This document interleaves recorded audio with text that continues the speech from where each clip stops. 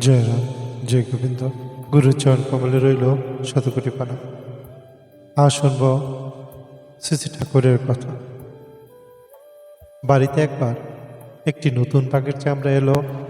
ঠাকুর বাড়িতে আছেন।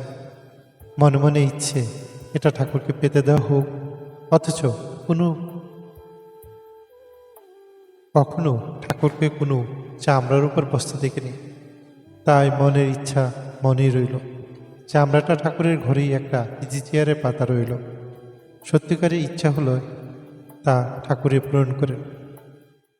সত্যিকারের ইচ্ছে হলে তা ঠাকুর পূরণ করেনি। বাঘের চামড়ার ব্যাপারে তো ঠিক তাই হলো। ঠাকুরের হাতে পায়ে তখন একটু একটু বাতের ব্যথা। তিনি বরাবরই চামড়াটার দিকে তাকালেন, তারপর বললেন,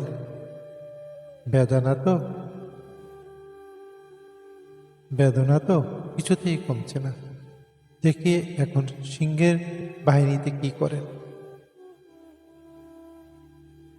ছেলে মানুষ মন মতো খেলনা পেলে যেমন করে, তিনি সেই রকমভাবে ইজি চেয়ারে পাতা বাঘের চামড়ার উপর বসে চামড়াটা উল্টে পাল্টে দেখতে লাগলেন।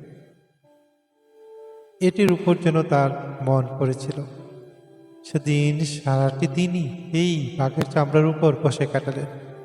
পরদিন ঠাকুর বললেন,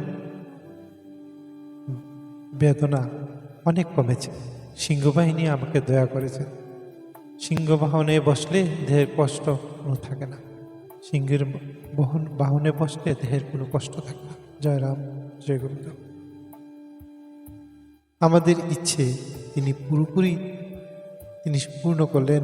যেভাবে বসিয়ে বসিয়ে ঠাকুর বাঘের চামড়ার উপকারিতা শোনালেন, তাতে সকলের খুব আনন্দ পেল। আমাদের সত্যিকারের যে ইচ্ছা ঠাকুর সর্বদাই পূরণ করেছেন।